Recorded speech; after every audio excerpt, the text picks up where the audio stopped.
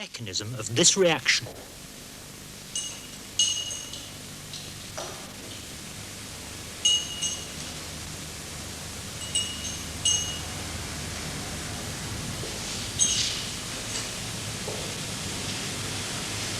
It's the reaction between bromine and an alkene, the gas propene. The reaction takes place in a solvent, methanol.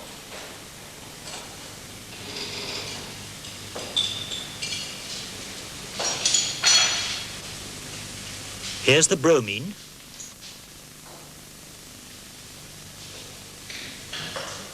We take some out by pipette and filler.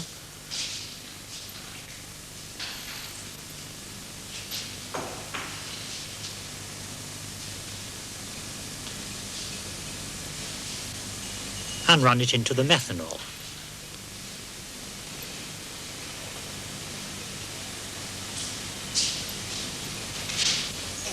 Now the propene is bubbled through the solution of bromine in methanol.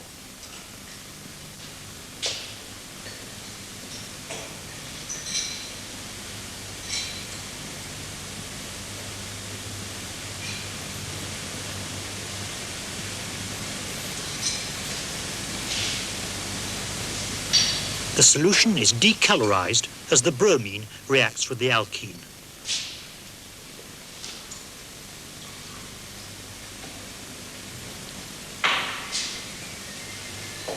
We must now work up the reaction mixture to get out the product. There's water in this separating funnel. The reaction mixture is poured in.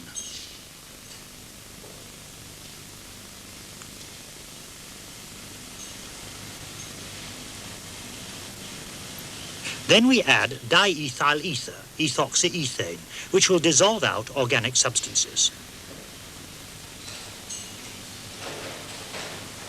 The ether forms a layer on top of the water. The funnel is vigorously shaken to mix the two layers. Then we run off the bottom aqueous layer, leaving the ethereal solution in the funnel. This should contain the reaction product. We use dried magnesium sulfate to remove any last traces of water. After a short time, we filter the mixture. Any product from the bromine-propene reaction will now be here, dissolved in the ether. We shall use this gas-liquid chromatography machine to investigate the product. In the machine, there's a sort of oven which contains the chromatographic column. The sample comes in here as vapor at the temperature of the oven. The column is coiled into a spiral to save space. It's filled with these inert granules. They've been coated with an inert liquid. Vapors have different solubilities in this liquid. A carrier gas coming in through a pipe here mixes with the sample and carries it round the coil. The carrier gas is nitrogen from this cylinder. If we put the coil back in the oven, we can now look at its other end, where the individual components emerge after being separated in the coil.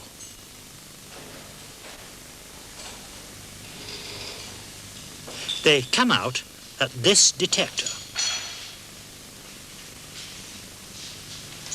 which is fed with hydrogen from this cylinder and air from this one. The hydrogen is burnt at the detector. You can't see the flame, but if we hold a cold glass surface over it,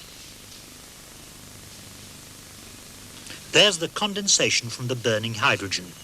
Now, when a vapor has travelled right through the spiral and reaches this flame, it will change the flame's electrical properties. We inject the sample here. It's vaporized inside the oven and passes through the column.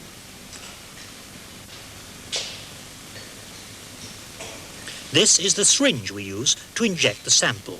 It's graduated in microliters. The drop is 5 microliters. pretty small, but we'll be using even less in the actual experimental runs. So, that's where we put in the liquid we're investigating. The boxes contain circuits to detect electrical changes in the flame. The results are fed across to a paper trace recorder. At the moment, the pen is stationary, just tracing out a straight line as the paper comes slowly out, indicating the passage of time. Now, our sample from the propene bromination is a solution in diethyl ether. So first of all, let's run the pure ether through the machine to find out what happens. We inject 0.5 microliters of ether, a tiny quantity.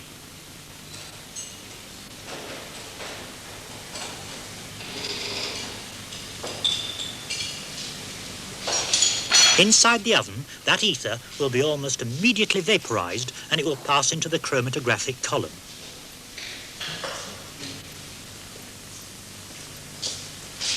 As we injected the sample, we made a kick on the paper trace to show the time at which the experiment was started. You can see it there on the paper.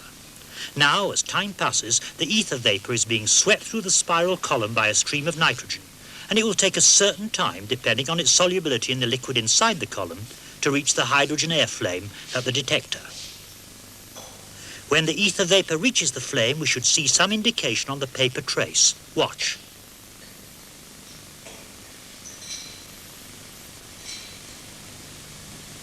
There, a big deflection, showing that the ether has got to the detector at the end of the column.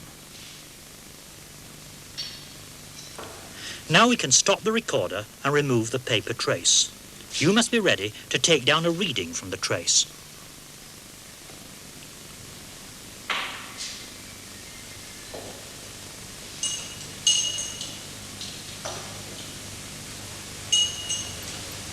We lay a transparent graticule on top of the trace and line it up so that we can measure the time it took for the ether vapor to pass through the column. We call this the retention time for the diethyl ether. The time is measured along the vertical axis. Here it is. 2 squares. Call it 2 units. It doesn't matter what the units are. 2 units. Ether retention time, 2 units.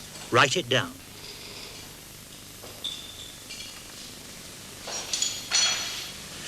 Now we can run our experimental liquid through the machine, the product of the bromine-propene reaction in ether.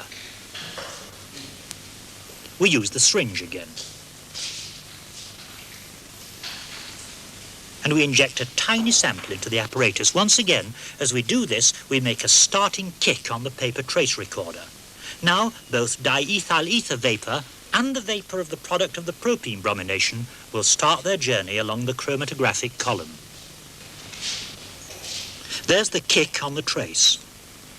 Nitrogen is carrying the vapor along towards the flame. And there's a deflection. Something has reached the flame at the top of the machine. It looks like the ether peak again, which is what we should expect since our test liquid was a solution in ether.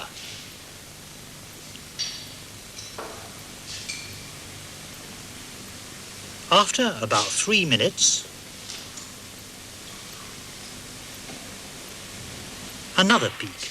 Some other vapor has reached the detector. This must be the product of the reaction between bromine and propene. Afterwards, you can work out what you think this substance is.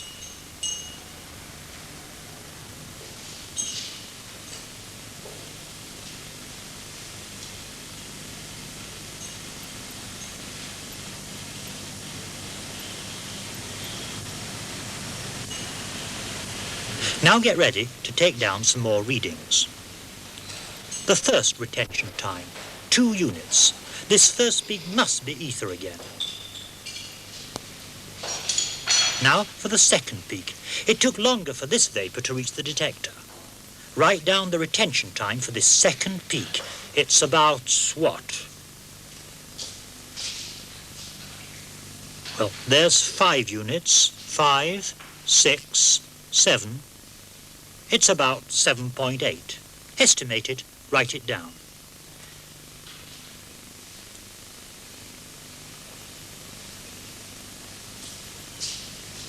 Let's now go back to the solution of bromine in methanol we started with. We're going to add a new substance, a salt lithium chloride.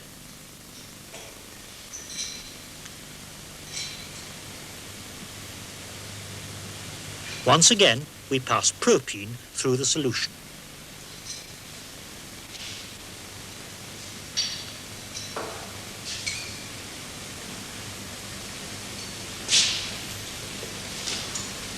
Once again, the bromine is used up. We work up this liquid as we did before, adding water, extracting with ether, then drying the ethereal solution. And we inject a tiny sample of the solution into the chromatographic column as before. Vapours will again be produced, which will take different times to pass through the spiral column and reach the flame.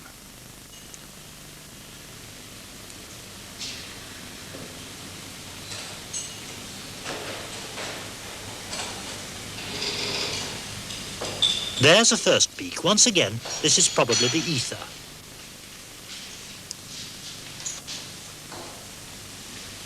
About 1 minute later this time,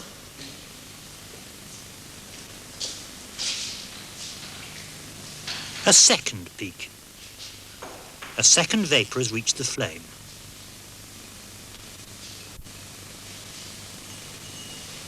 Then, about 1.5 minutes later than that, yet a third peak. 3 substances present in the sample have passed right through the column and reached the detector.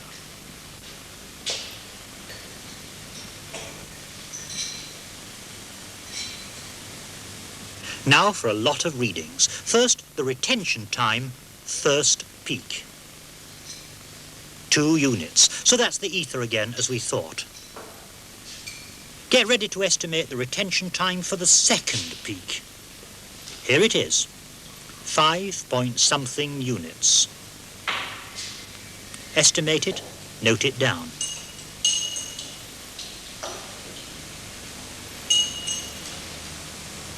That's the retention time for the second peak, obviously something different from last time. Now for the third peak. Write down this retention time. 1, 2, 3, 4, 5, 6, 7-point-something units. We had this one last time. We can now estimate the relative quantities of the 2 substances represented by the peaks if we measure the areas they enclose. For this we'll need first their heights. So write down this, the height of the second peak.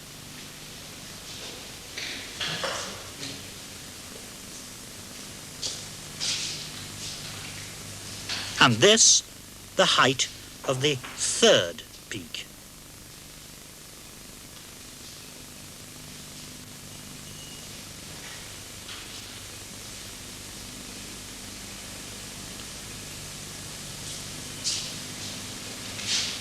And we'll need the width of the peaks at about half their height.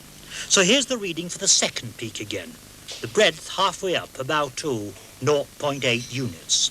Estimate it, write it down.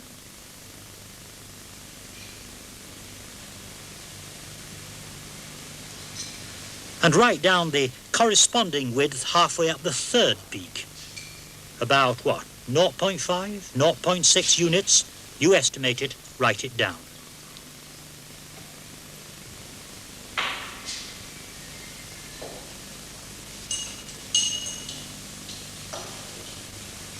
Now you can use these results to consider the possible mechanism of the reaction between bromine and propene. What happened in the presence of lithium chloride is very important. Your booklet notes tell you what to do.